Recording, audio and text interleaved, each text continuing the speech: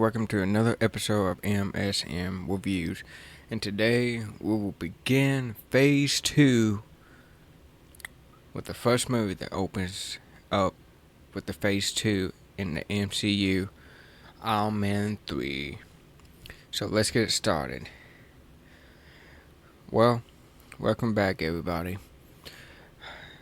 We follow another Iron Man movie, Iron Man 3. Basically, the plot in this movie takes place after a couple of months have passed since the events in the Avengers, and Tony is pretty much having night terrors of the incident. So he's pretty much going through panic attacks of what happened. And in theaters, well, when this movie came out, not a lot of people liked this movie, which I didn't understand. I enjoyed it. I really enjoyed this Iron Man 3. And I thought it was fun, funny, and witty. I mean, Robert Downey Jr. is Iron Man. Legitimately, he is Iron Man, straight up. But basically, in this movie, we follow Tony Stark pretty much not getting any sleep. He's up all night creating machines, trying to pretty much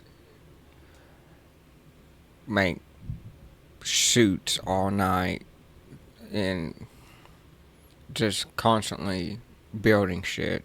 And he finally tells his girlfriend, Pepper, what's been going on with him and why he can't sleep, and his predicament, how he feels. And then we see our antagonist, the Mandarin. We get introduced with the Mandarin. And this guy, this actor who plays him, is such a good actor. His name escapes me at the moment, but y'all know who I'm talking about. Ben Kingsley, I think that's his name. Great actor. Oh my god. And in this movie, that's a plot twist towards the end, pretty much in the third act. Turns out he's just an actor playing the Mandarin, and that guy who's actually the Mandarin, says he's the Mandarin, is a guy Tony pretty much rejected back in his early days when he was an asshole, a cocky asshole. I mean, he's still, cocky, but rejected his proposer on making some type of invention he had an idea for, and he pretty much went crazy. Pretty much the Mandarin is making this serum that affects the person's DNA. Pretty much makes them like a fire creature or some shit. They can breathe fire or heal cells, being damaged. But there is a scene in this movie that Tony crashes. His house gets fucked up by the Mandarin because Tony does the most stupidest thing and gives his home address on social media to the Mandarin, and he fucking shows up and blows up the place. And Pepper survives. Everybody survives. Tony ends up surviving with one of his suits and flies off and wakes up crashing. He meets this little boy, and this little boy helps him out. And This, I don't know what y'all feel about it, but this scene when he meets this boy and interacts with this boy, there's so many quick whips.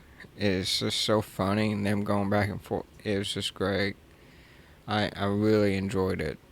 And, I mean, after we spent some time with them, we pretty much roll into the third act. And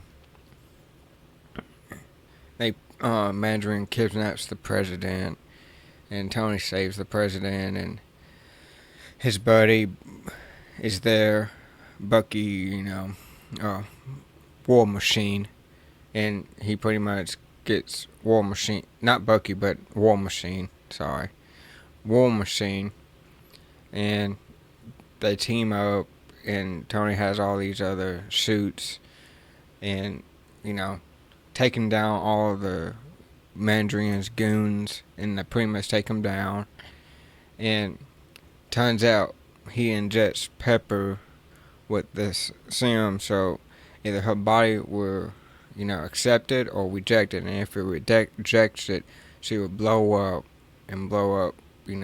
herself and die and everyone around her, pretty much. But apparently her body accepts it, and she ends up saving Tony's ass in the last second, and she actually becomes the hero of the movie. Like towards, at the end, she saves Tony, and the ending ends with Tony blowing up his suits and for his New Year's program, whatever, or Christmas program, whatever he calls it, and they end up going to the old house, and Tony's already building a different house, but he goes back and gets some of his equipment, and he gets surgery, and they fix Pepper so her body's back to normal, but he also gets surgery to finally get that shrapnel out of his chest, so he does not have that shrapnel anymore. So he goes back to his old house, picks up his tools, and we'll get that liner, I am Iron Man. And that's pretty much the end of Iron Man 3. Oh, basically what happens in Iron Man 3. This movie, when I first saw it, and we watching it before this review, I still think it holds up. I still think it's an 8 out of 10, for my opinion. I still enjoy it to this day. But if you like what you heard, like, share, and subscribe, and I'll catch y'all later.